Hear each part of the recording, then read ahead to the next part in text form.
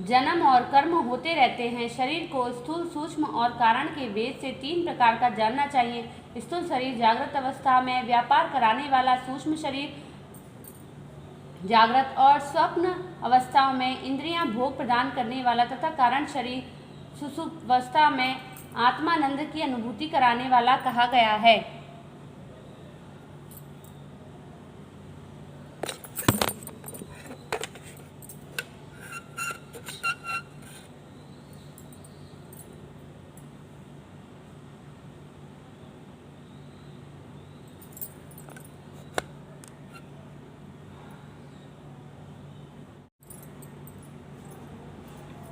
जीव को उसके प्रारब्ध कर्मानुसार सुख दुख प्राप्त होते हैं। वह अपने पुण्य कर्मों के फलस्वरूप सुख और पाप कर्मों के फलस्वरूप दुख का उपभोग करता है। अतः कर्म पाश से बंधा हुआ जीव अपने त्रिविध शरीर से होने वाले शुभाशुभ कर्मों द्वारा सदचक्र की भांति बारंबार घुमाया जाता है। इस चक्रवत भ्रमण की निवृत्ति के लिए चक्रकर्ता का स्तवन एवं आराधन करना चाहिए। प्रकृति आदि जो 8 पाश बतलाए गए हैं उनका समुदाय ही महाचक्र है, और जो प्रकृति से परे है वह परमात्मा शिव है। भगवान महेश्वर ही प्रकृति आदि महाचक्र के कर्ता हैं, क्योंकि वे प्रकृति से परे हैं। जैसे बकायन नामक वृक्ष का थाला जल को पीता और उगलता है, उसी प्रकार शिव प्रकृति आदि को अपने वश में करके उस पर शासन करते हैं। उन्होंने सबको वश में कर लिया है, इसलिए वे शिव कहे गए हैं। शिव ही सर्वज्ञ, परिपूर्ण तथा निष्प्रय है। सर्वज्ञता, तृप्ति, अनादि बोध, स्वतंत्रता, नित्य अलुप्त शक्ति से संयुक्त होना और अपने भीतर अनंत शक्तियों को धारण करना, महेश्वर के इन 6 प्रकार के मानसिक ऐश्वर्यों को केवल वेद जानता है। अतः भगवान शिव के अनुग्रह से ही प्रकृति आदि 8 तत्व वश में होते हैं। भगवान शिव का कृपा प्रसाद प्राप्त करने के लिए उन्हीं का पूजन करना चाहिए। यदि कहें शिव तो परिपूर्ण हैं, निष्प्रय हैं, उनकी पूजा कैसे हो सकती है, तो इसका उत्तर यह है कि भगवान शिव के उद्देश्य से उसकी प्रसन्नता के लिए किया हुआ सत्कर्म उनके कृपा प्रसाद को प्राप्त कराने वाला होता है। शिवलिंग में, शिव की प्रतिमा में तथा शिव भक्तजनों में शिव की भावना करके उनकी प्रसन्नता के लिए पूजा करनी चाहिए। वह पूजन शरीर से, मन से, वाणी से और धन से भी किया जा सकता है।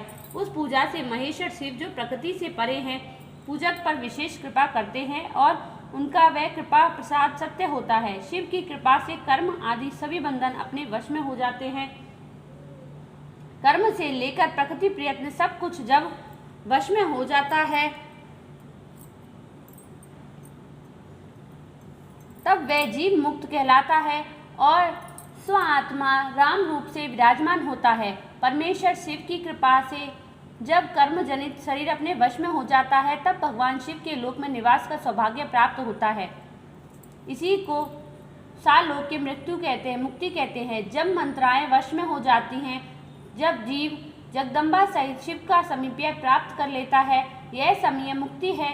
उसके आयुध आदि और क्रिया आदि सब कुछ भगवान शिव के समान हो जाते हैं। भगवान का महाप्रसाद प्राप्त होने पर बुद्धि भी वश में हो जाती है। बुद्धि प्रकृति का कार्य है, उसका वश में होना शास्त्रीय मुक्ति कहा गया है। पुनः भगवान का महान अनुग्रह प्राप्त होने पर प्रकृति वश में हो जाएगी। उस समय भगवान शिव का मानसिक ऐश्वर्य बिना यत्न के ही प्राप्त हो जाएगा। सर्वज्ञता और तृप्ति आदि जो शिव के ऐश्वर्य हैं, उन्हें पाकर मुक्त पुरुष अपने आत्माओं से ही विराजमान होता है। वेद और शास्त्रों में विश्वास रखने वाले विद्वान पुरुष इसी को सायुज्य मुक्ति कहते हैं। इस प्रकार लिंग आदि में शिव की पूजा करने से क्रमशः मुक्ति स्वतः प्राप्त हो जाती है।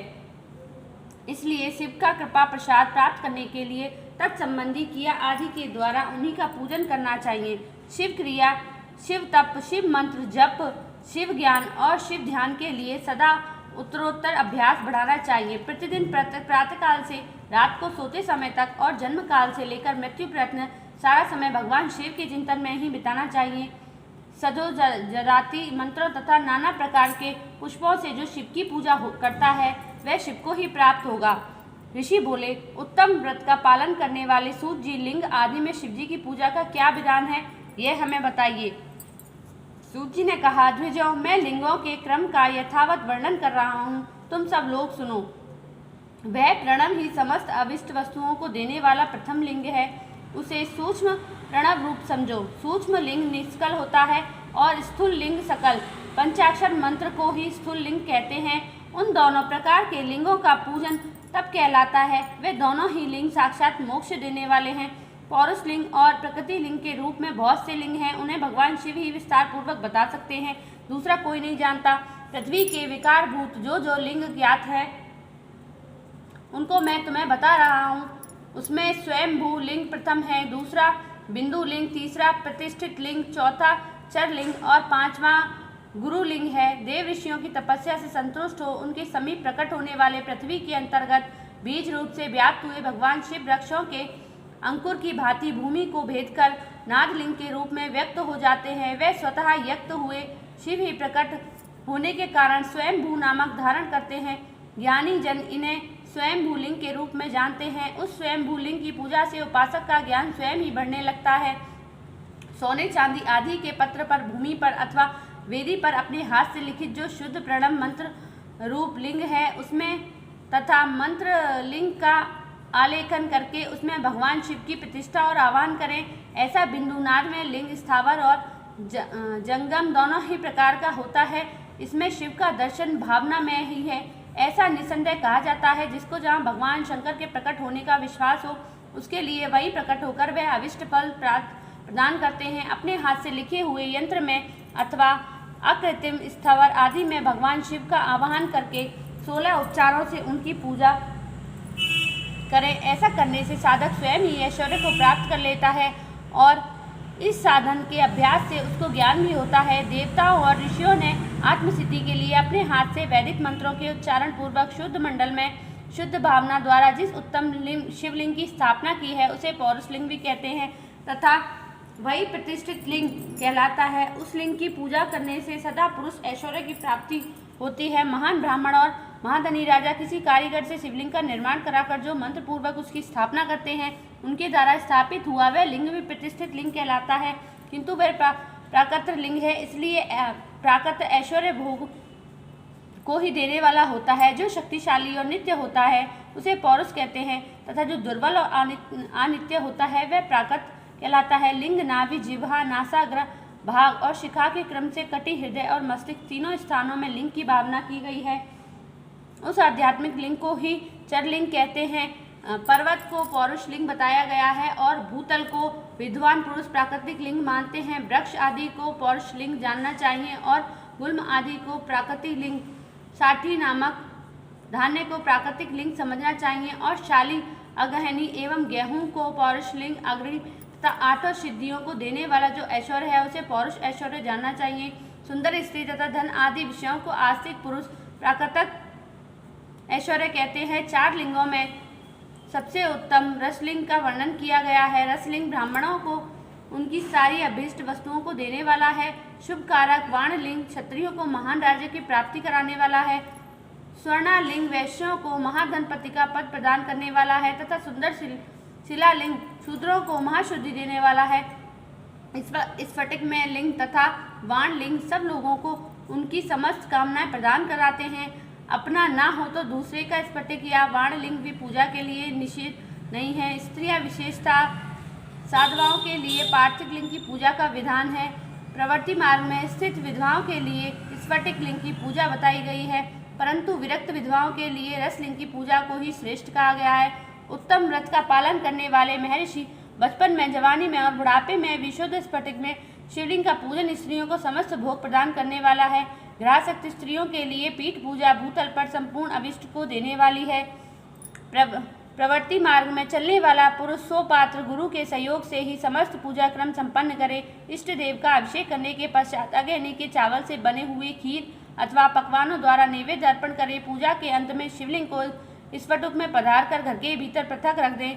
जो निवृत्ति मार्गी पुरुष है उनके लिए हाथ पर ही शिवलिंग पूजा का विधान है। उन्हें भिक्षादि से प्राप्त हुए अपने भोजन को ही नैवेद्य रूप से निवेदित करना चाहिए। निवृत्त पुरुषों के लिए सूक्ष्म लिंग ही श्रेष्ठ बताया गया है। वे विभूति के द्वारा पूजन करें और विभूति को ही नैवेद्य रूप से ही निवेदित भी करें। पूजा करके उस लिंग को सदा अपने मस्तक पर धारण करें। विभूति 3 प्रकार की बताई गई हैं, लोकाग्नि जनित, वेदाग्नि जनित और शिवाग्नि जनित। लोकाग्नि जनित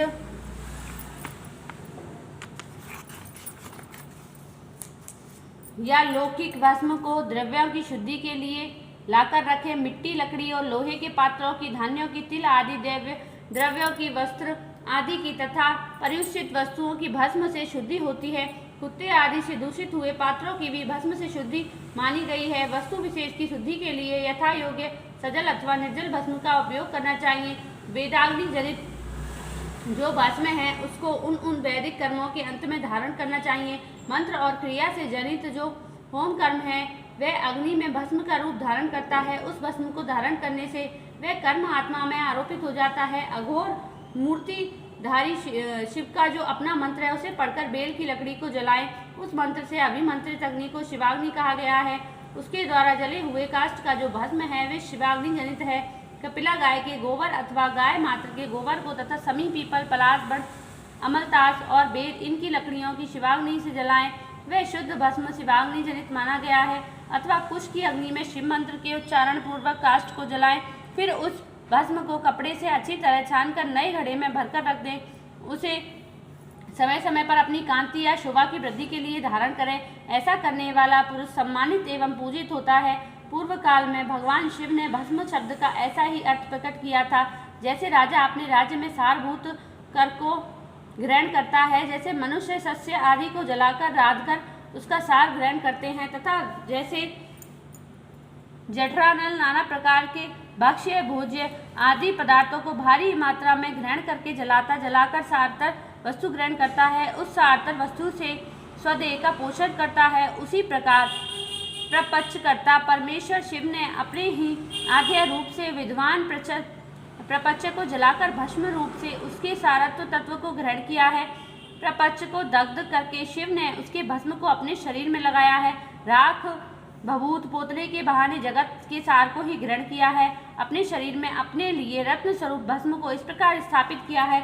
आकाश के सात तत्व, केश वायु के सात तत्व से, मुख अग्नि के सात तत्व से, हृदय जल के सात तत्व से, कटी भाग और पृथ्वी के सात तत्व से घुटने को धारण किया है। इसी तरह उनके सारे अंग विभिन्न वस्तुओं के सार रूप हैं। महेश्वर ने अपने ललाट में तिलक रूप से जो त्रिपुंड धारण किया है वह ब्रह्मा, विष्णु और रुद्र का सार तत्व है। वे इन सब वस्तुओं को जगत के अभेदायुक्ता हेतु मानते हैं। इन भगवान शिव ने ही प्रपंच के सार सर्वस्व को अपने वश में किया है, अतः इन्हें अपने वश में करने वाला दूसरा कोई नहीं है। जैसे समस्त मृगों का हिंसक मृग सिंह कहलाता है और उनकी हिंसा करने वाला दूसरा कोई मृग नहीं है, अतएव उसे सिंह कहा गया है। सकार का अर्थ है नित्य सुख एवं आनंद, इकार का अर्थ है पुरुष और वकार का अर्थ है अमृत स्वरूपा शक्ति। इन सब का सम्मिलित रूप से ही शिव कहलाता है। अतः इस रूप में भगवान शिव को अपना अपना आत्मा मानकर उनकी पूजा करनी चाहिए। अतः पहले अपने अंगों में भस्म मलें, फिर ललाट में उत्तम त्रिपुंड धारण करें। पूजा काल में सजल भस्म का उपयोग होता है और दिव्य शुद्धि के लिए निर्जल भस्म का। गुणातीत परम शिव राजस आदि शिव सविकार गुणों का अवरोध करते हैं, दूर हटाते हैं, इसलिए वह सबके गुरु रूप का आश्रय लेकर स्थित है। गुरु विश्वासी शिष्यों के तीनों गुणों को पहले दूर करके फिर उन्हें शिव तत्व का बोध कराते हैं, इसलिए गुरु कहलाते हैं। गुरु की पूजा परमात्मा शिव की ही पूजा है। गुरु के योग से बचा हुआ सारा पदार्थ आत्मशुद्धि करने वाला होता है। गुरु की आज्ञा के बिना उपयोग में लाया हुआ सब कुछ वैसा ही है जैसा चोर चोरी करके लाई हुई वस्तु का उपयोग करता है। गुरु से भी विशेष ज्ञानवान पुरुष मिल जाए तो उसे भी यत्न पूर्वक गुरु बना लेना चाहिए। अज्ञान रूपी बंधन से छूटना ही जीव मात्र के लिए साध्य पुरुषार्थ है, अतः जो विशेष ज्ञानवान है वही जीव को उस बंधन से छुड़ा सकता है। जन्म और मरण रूप द्वंद्व को भगवान शिव की माया ने ही अर्पित किया है। जो इन दोनों को शिव की माया ही अर्पित करता है वह फिर शरीर के बंधन में नहीं पड़ता। जब तक शरीर रहता है तब तक जो क्रिया के अधीन है वे जीव वृद्ध कहलाते हैं। स्थूल, सूक्ष्म और कारण तीनों शरीरों को वश में कर लेने पर जीव का मोक्ष होता है, ऐसा ज्ञानी पुरुषों का कथन है। माया चक्र के निर्माता भगवान शिव ही परम कारण है। वे अपनी माया के दिए हुए द्वंद्व का स्वयं ही परिमार्जन करते हैं, अतः शिव के द्वारा कलित हुआ द्वंद्व उन्हीं को समर्पित कर देना चाहिए। जो शिव की पूजा में तत्पर हो वह मौन रहे, सत्य आदि गुणों से संयुक्त हो और तथा क्रिया जब तक ज्ञान और ध्यानों से एकाएक अनुष्ठान करता रहे। ऐश्वर्य, दिव्य शरीर की प्राप्ति, ज्ञान का उदय, अज्ञान का निवारण और भगवान शिव के साम्य का लाभ यह क्रमशः क्रिया आदि के फल है। निष्काम कर्म करने से अज्ञान का निवारण हो जाने के कारण शिव भक्त पुरुष उसके यथोक्त फलों को पाता है। शिव भक्त पुरुष देश काल शरीर और धन के अनुसार यथा योग्य क्रिया आदि का अनुष्ठान करे। न्यायोपार्जित उत्तम धन से निर्वाह करते हुए विद्वान पुरुष शिव के स्थान